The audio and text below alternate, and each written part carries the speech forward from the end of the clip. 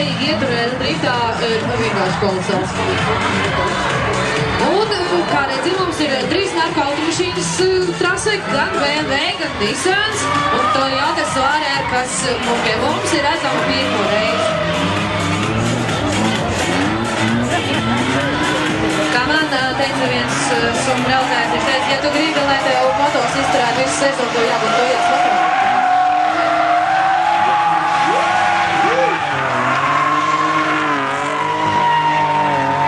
Tas bija skaisti, ne?